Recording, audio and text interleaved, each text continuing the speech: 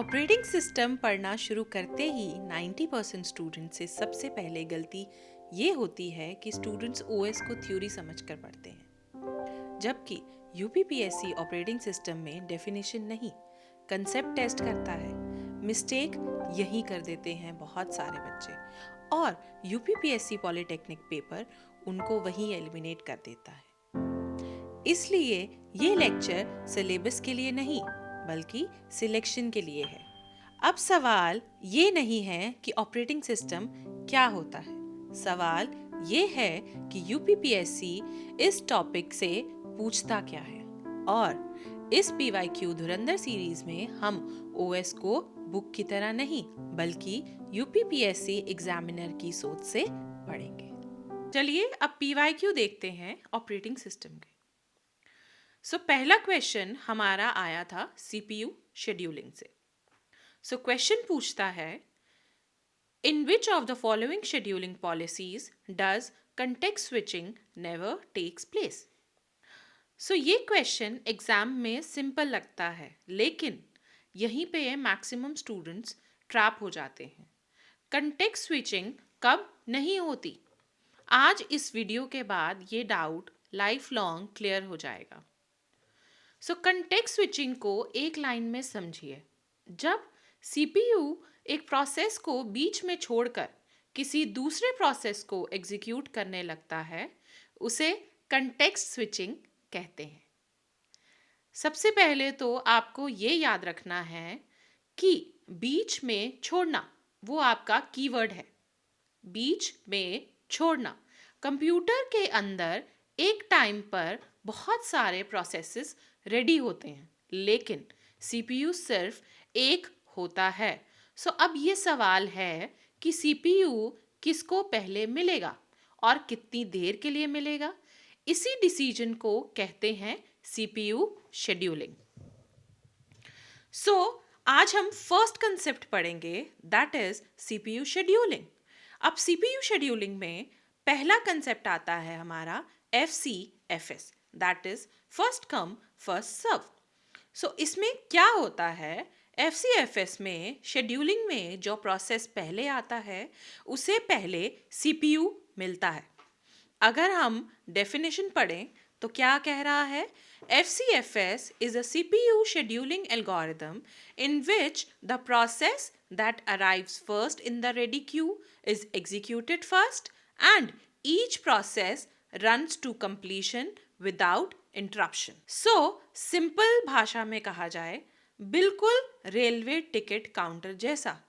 जो पहले लाइन में खड़ा है उसका काम पहले होगा, जैसे कि उसको टिकट सबसे पहले मिलेगी। अब सेकंड पे आते हैं, जो कि है हमारा round robin scheduling. Round robin scheduling क्या कहता है? Round robin is a primitive CPU scheduling algorithm in which each process is assigned a fixed time slice called a time quantum and the CPU is allocated to processes in a cyclic order. आसान भाषा में अगर कहा जाए तो round robin scheduling में हर process को fix time slice मिलता है, जिसे हम टाइम क्वांटम कहते हैं। और अगर इसको और सिंपलर वे में कहा जाए कि क्लासरूम में टीचर जैसे हर स्टूडेंट को एक डिबेट में बोलने का इक्वल टाइम देते हैं। अब हम तीसरे पे जाएंगे, that is pre-emptive scheduling. Pre-emptive scheduling में सीपीयू रनिंग प्रोसेस से वापस लिया जा सकता है। अगर इसको सिंपल भाषा में बोला जाए, टीचर बोल रहा है और प्रिंसिपल आ जाता है, टीचर को बीच में रुकना पड़ेगा। इसका मतलब ये है high priority process low priority process को इंटरप्ट कर सकता है।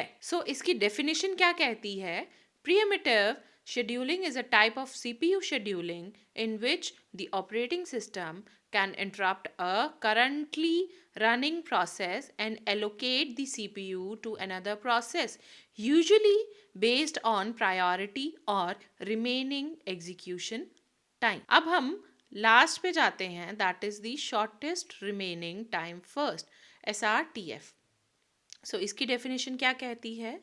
It is a primitive CPU scheduling algorithm in which the CPU is allocated to a process that has the smallest remaining execution time among all ready processes. So इसको अगर हम simple भाषा में समझें कि शेड्यूलिंग में CPU उस process को मिलता है जिसका रिमेनिंग एग्जीक्यूशन टाइम सबसे कम हो। जैसे कि फास्ट डिलीवरी पहले, जो काम सबसे जल्दी खत्म हो सकता है उसे पहले खत्म कर देते हैं। सो हमारे ऑप्शंस क्या थे? First round robin, second shortest remaining time first, third preemptive और लास्ट है हमारा FCFS। मैंने सबकी डेफिनेशन और एग्जाम्पल से आपको एक्सप्लेन कर दिया है कि ये ऑप्शंस क्या कहते हैं। हमारा क्वेश्चन क्या पूछ रहा है कि कंटेक्स्ट स्विचिंग किस में नहीं होती है। आपको अब समझ में आ गया होगा कि FCFS सबसे सिंपल है। तो अगर हम कंपैरिजन करें सब में, FCFS जो है वो सबसे सिंपल है लेकिन स्लो भी हो सकता है। राउंड रॉबिन सबसे फेयर है, इसलिए टाइम शेयरिंग सिस्टम में उसे यूज़ होता है। और SRTF सबसे एफिशिएंट है लेकिन कम्प्लेक्स और स्टार्वेशन ला सकता है। और जहाँ CPU छीना जाता है वो प्रीएम्प्टिव शेड्यूलिंग होती है।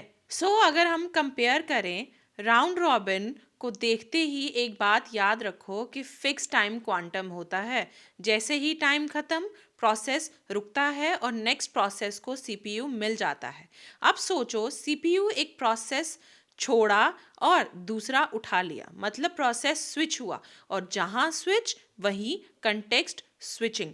तभी तो राउंड रॉबिन में कंटेक्स्ट स्विचिंग अनअवॉइडेबल है।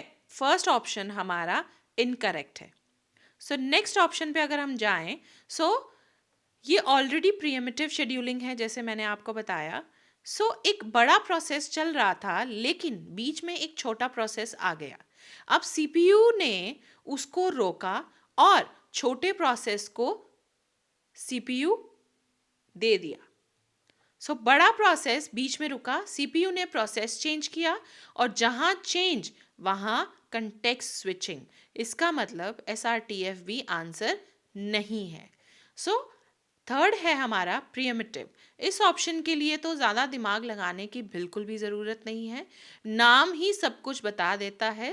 प्रीएम्प्टिव मतलब प्रोसेस को बीच में रोका जा सकता है, और एग्जाम लैंग्वेज में बीच में रोकना equals to process change. Process change मतलब कंटेक्स्ट स्विचिंग। यहाँ भी कंटेक्स्ट स्विचिंग अनअवॉइडेबल है, और जहाँ भी प्रोसेस बीच में रुकेगा CPU स्विच करेगा और कंटेक्स्ट स्विचिंग तो होगी ही होगी। अब आते हैं लास्ट में, that is the FCFS। FCFS एक नॉन प्रीएम्प्टिव शेड्यूलिंग पॉलिसी है। इसका एक सिंपल रूल है कि जो पहले आया वो बिना रुके पूरा एग्जीक्यूशन करेगा। ना ही इसमें टाइम क्वांटम है, ना ही कोई इंटरप्शन है, और ना बीच में प्रोसेस चेंज हो सकता है। CPU एक ही प्रोसेस के साथ रहता है और कंटेक्स्ट स्विचिंग कभी भी नहीं होती है। तो हमारा फाइनल आंसर है दैट इज FCFS। और अगर आपको OS के PYQs को ऐसे लॉजिक प्लस स्टोरी के साथ समझना है तो वीडियो को लाइक करिए और चैनल को सब्सक्राइब करिए और कमेंट में लिखिए FCFS क्लियर। हमारा नेक्स्ट क्वेश्चन है, which one of the following is not the function of an operating system.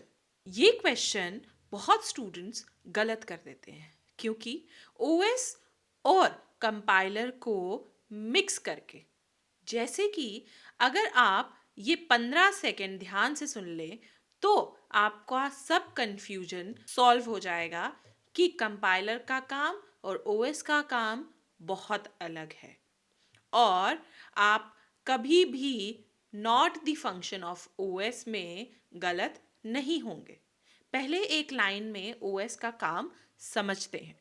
जैसे कि ऑपरेटिंग सिस्टम का काम होता है रिसोर्सेज को मैनेज करना, जैसे सीपीयू को, मेमोरी, प्रोसेस और बहुत सारे डिवाइसेस। जैसे कि ऑप्शन वाइज अगर हम देखते हैं तो हमारा पहला ऑप्शन है मेमोरी मैनेजमेंट। अब मेमोरी मैनेजमेंट का काम है हमारा मेमोरी को एलोकेट करना, डी एलोकेट करना, पेजिंग, सेगमेंटेशन, जो कि ओएस का एक कोर फंक्शन है। अब अगर हम नेक्स्ट जाएं, that is the virus protection. और अगर वायरस प्रोटेक्शन की बात करें तो वायरस प्रोटेक्शन का काम एंटीवायरस सॉफ्टवेयर करता है, ना कि operating system. OS security provide करता है, लेकिन वायरस प्रोटेक्शन ओएस का डायरेक्ट फंक्शन बिल्कुल भी नहीं है, क्योंकि ओएस वायरस से प्रोटेक्शन हमें नहीं देता है। हमारा ऑप्शन बी जो है वो फंक्शन नहीं है ऑपरेटिंग सिस्टम का। अगर हम देखें तो सी ऑप्शन और डी ऑप्शन ये हमारे दोनों फंक्शन ऑपरेटिंग सिस्टम के हैं, क्योंकि प्रोसेस मैनेजमेंट प्रोसेस क्रिएट करता है, टर्मिनेट करता है, शेड्यूल करता है, जो कि ओएस का बेसिक काम है। और लास्ट प्रोसेसर मैनेजमेंट वो भी कंटेक्स्ट स्विचिंग करता है, शेड्यूलिंग करता है और प्रोसेस एग्जीक्यूशन करता है, जो कि ओएस का ही फंक्शन है। करेक्ट आंसर है इसका वायरस प्रोटेक्शन। वायरस प्रोटेक्शन जो है वो डायरेक्टली ऑपरेटिंग सिस्टम से नहीं जुड़ा है। It is handled by application level antivirus software, not bye operating system. Next question हमारा कहता है Which of the following is not a real-time operating system? अब इसमें हमारा टॉपिक है RTOS, that is real time operating system. सबसे पहले RTOS को समझते हैं। RTOS is an operating system that responds to events within a fixed and predictable time. सबसे पहले तो इस क्वेश्चन में बहुत सारे लोग स्पीड को देख के आंसर मार्क कर देते हैं कि फास्ट सिस्टम है तो RTOS होगा। अगर आप भी ये सोचते हो तो एग्ज़ाम में नंबर आपके पक्का कटेंगे, क्योंकि आज RTOS का रियल मीनिंग क्लियर कर देते हैं। आज हम एक classic operating system PYQ discuss करने वाले हैं। RTOS सिस्टम क्या होता है? जहां रिस्पॉन्स टाइम गारंटीड होता है, हाँ, स्पीड इम्पॉर्टेंट बिल्कुल भी नहीं होती, बल्कि इम्पॉर्टेंट होता है डेड लाइन कभी भी मिस नहीं होना चाहिए। लाइन जो हमारी यहाँ पे लिखी हुई है with in a fixed and predictable time. इसकी एक रियल लाइफ एग्जाम्पल देख लेते हैं। जैसे कि आप अगर गाड़ी चला रहे हैं या कोई भी गाड़ी चला रहा है और वो कार का एक्सीडेंट हो जाता है, एयर बैग अगर उसी टाइम पे खुल गए, that means this is an RTOS system. अगर वो एयर बैग नहीं खुलता है तो वो सिस्टम यूजलेस है। कि नॉर्मल OS और RTOS में क्या डिफरेंसेस हैं? नॉर्मल OS में डिले इज एक्सेप्टेबल, डिले हो सकता है, बट RTOS में बिल्कुल भी डिले एक्सेप्टेबल नहीं है। दूसरा, फोकस ऑन कंफर्ट।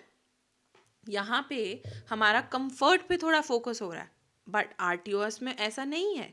यहाँ पे डेडलाइन पे फोकस होता है। एग्जाम्पल है नॉर्मल OS की वीडियो लेट प्ले। और अगर नॉर्मल OS में अगर हम कोई वीडियो चला रहे हैं, अगर वो 2-3 सेकेंड लेट भी होती है या थोड़े टाइम के लिए डिले हो जाती है तो कोई भी प्रॉब्लम नहीं होगी। लेकिन RTOS में ऐसा नहीं है। जैसे कि मैंने आपको कार की एग्जांपल बताई है, एयर बैग कंट्रोल अगर वो टाइम पे नहीं खुला तो that means it is not a RTOS। इसमें हमारे ऑप्शन आ जाते हैं RT Linux, QNX, Palm OS and VX Works. So RTOS की एग्जाम्पल्स आती हैं कॉमन हमारे पास, VX Works, QNX, RT Linux, Free RTOS. सो इन सब में टास्क का फिक्स डेडलाइन होता है. Delay that means system failure. अगर डिले होगा तो सिस्टम फेलियर ज़रूरी है. लेकिन अब नॉट RTOS ऑप्शन पे आते हैं. कौन सा? सिस्टम RTOS नहीं है. सो अगर देखा जाए तो जनरल पर्पस ऑपरेटिंग सिस्टम, जैसे मैंने आपको बताया नॉर्मल ओएस और आरटीओएस में क्या फ़र्क है. सो इसकी एग्जांपल्स है विंडोज़, लिनक्स, यूनिक्स. सो ये सिस्टम यूज़र कन्वीनियंस के लिए बने होते हैं. डेडलाइन गारंटी नहीं देता है. थोड़ा डिले हो जाए तो कोई डिज़ास्टर नहीं होगा, इसीलिए ये रियल टाइम ऑपरेटिंग सिस्टम नहीं होते. सो जहाँ डेडलाइन मिस होना एक्सेप्टेबल हो वो सिस्टम आरटीओएस नहीं होता. सो हमारा फाइनल आंसर होगा C, palm OS. So next question हमारा है which of the following service is not supported by OS. इसमें सबसे पहले समझते हैं कि ऑपरेटिंग सिस्टम सर्विसेज क्या है. सो ये क्वेश्चन देख के हमेशा लगता है कि ओएस तो सब कुछ करता है, लेकिन एग्ज़ाम यहीं पे कंफ्यूज करता है. आज क्लियर कर देते हैं ऑपरेटिंग सिस्टम की सर्विसेज क्या होती हैं और क्या बिल्कुल नहीं होती. पहले ओएस सर्विस एक लाइन में पढ़ते हैं. That is, operating system services are a set of facilities offered by OS to support program execution, resource management, communication, and security in a computer system. So OS services को simple language में अगर समझा जाए तो वो services का मतलब होता है जो फैसिलिटीज़ OS यूज़र और प्रोग्राम को प्रोवाइड कराता है ताकि सिस्टम स्मूथली चल सके. OS सिस्टम प्रोवाइडर होता है, प्रोग्राम लिखने वाला नहीं. ये बात बहुत पॉइंट टू पॉइंट समझने वाली है. सबसे पहले तो ऑपरेटिंग सिस्टम के सपोर्टेड सर्विसेज. अब यहीं से क्वेश्चन इजी हो जाता है कि ऑपरेटिंग सिस्टम के सर्विसेज को याद रखने का एक सिंपल मंत्रा है. That is operating system services can be memorised bye simple Mantra. That is PEFDS, which implies कि अगर ये याद है तो ओएस का कोई भी सर्विसेज वाला क्वेश्चन नहीं अटकेगा. सो पहला हमारा आता है P. So P stands for program execution. सबसे पहला काम होता है प्रोग्राम एग्जीक्यूशन का. ओएस प्रोग्राम को मेमोरी में लोड करता है, सीपीयू पे एग्जीक्यूट करवाता है और काम खत्म होने पर टर्मिनेट करता है. मतलब प्रोग्राम चलाना ओएस की रिस्पॉन्सिबिलिटी है. सेकंड है हमारा एरर डिटेक्शन. एरर डिटेक्शन में ओएस कंटिन्यूसली सिस्टम को मॉनिटर करता है. कोई हार्डवेयर एरर हुआ, मेमोरी एरर हुआ या फिर इनपुट आउटपुट एरर हुआ. अगर कोई एरर आता है ओएस उसको डिटेक्ट करके हैंडल करता है. नेक्स्ट हमारा है F, that is file system manipulation. अब बात फाइल सिस्टम की है. सो फाइल बनाना, डिलीट करना, रीड राइट करना, ये सब ओएस हैंडल करता है. यूज़र सिर्फ कमांड देता है, पीछे का सारा काम ओएस करता है. उसके बाद आता है D. D stands for device और input output operations. So keyboard, mouse, printer, disc, ये सारे डिवाइसेस डायरेक्टली प्रोग्राम से बात नहीं करते. ओएस डिवाइस ड्राइवर्स के थ्रू इनपुट लेता है, आउटपुट देता है. इसीलिए इनपुट आउटपुट ऑपरेशंस भी ओएस सर्विस है. और लास्ट आता है हमारा S, that is security and protection. Last but most important, security. कौन यूज़र है, किस फाइल का एक्सेस मिलेगा, पासवर्ड, परमिशन, ये सब ऑपरेटिंग सिस्टम डिसाइड करता है. अब program execution, error detection, file handling, input output operations और सिक्योरिटी, ये सब ऑपरेटिंग सिस्टम के सपोर्टेड सर्विसेज हैं। बस ये PEFDS याद रख लेंगे और एग्जाम में OS सर्विसेज वाला क्वेश्चन आपका फ्री हो जाएगा। अब आपने ट्रैप ऑप्शन समझना है। पहला है प्रोग्राम कंपाइलेशन और ट्रांसलेशन। दूसरा हाई लेवल लैंग्वेज को मशीन कोड में कन्वर्ट करना। और तीसरा एप्लीकेशन डेवलपमेंट। ये काम कंपाइलर असेंबलर का होता है। OS सिर्फ इन टूल्स को रन करने का प्लेटफॉर्म देता है, ना कि कंपाइलर और असेंबलर के काम करता है। सो ऑपरेटिंग सिस्टम एग्जीक्यूशन एनवायरनमेंट देता है, ट्रांसलेशन एनवायरनमेंट बिल्कुल भी नहीं। सो फाइनल आंसर होगा हमारा प्रोग्राम कंपाइलेशन या फिर program translation, not supported by operating system. बाकी सब ऑप्शंस सपोर्ट करते हैं OS को। So compilation is performed by compilers, not by the operating system. So OS manage करेगा resources को, compile करेगा compiler। इसमें एक और चीज़ है जो कि मैं आपको बताना चाहती हूँ, जो कि PYQ में बहुत ट्रैपिंग रहता है।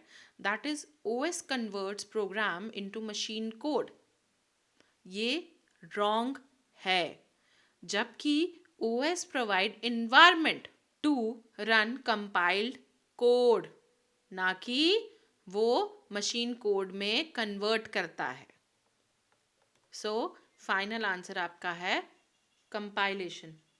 सो नेक्स्ट क्वेश्चन है हमारा, CPU schedule is the basis of first microprocessor system, multi programming operating system, larger memory sized system, या फिर नन ऑफ द अबव।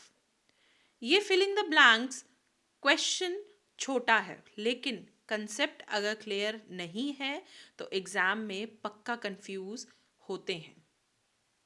चलो इसे 1 मिनट में क्रिस्टल क्लियर करते हैं। CPU शेड्यूलिंग को मैंने आप लोगों को बहुत अच्छे से पहले समझाया।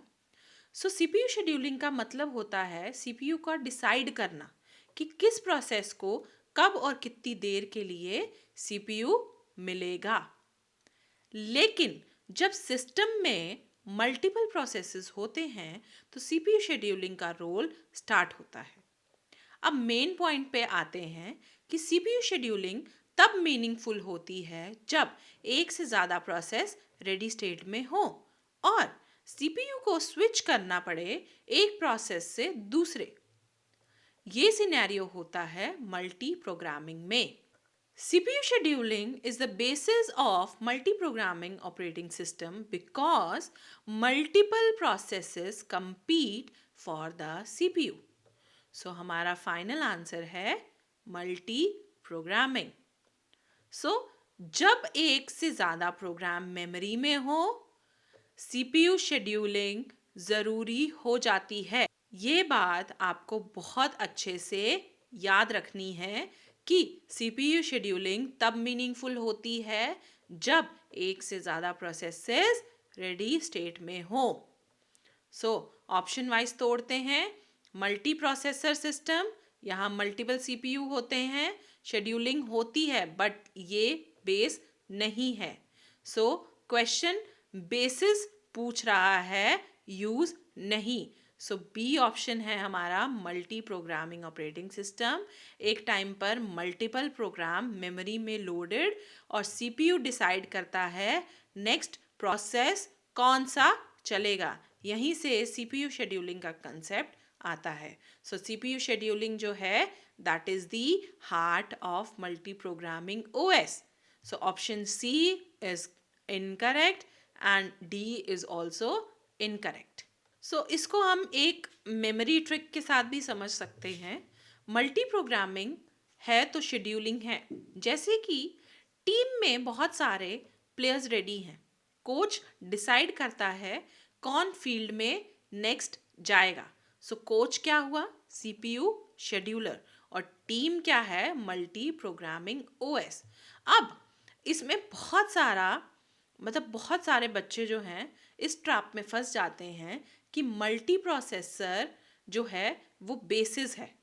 नहीं, CPU शेड्यूलिंग का बेसिस है मल्टी प्रोग्रामिंग, ना कि मल्टी प्रोसेसर। 2021 के OS PYQs ने एक चीज़ बिल्कुल क्लियर कर दी। पॉलिटेक्निक लेक्चरार का पेपर सिलेबस से नहीं, पैटर्न से निकलता है। याद रखिए, जो सिर्फ PYQ सॉल्व करता है, सिलेक्शन के पास वही है, और PYQs के पीछे का लॉजिक समझ लेता है, वही सिलेक्ट होता है।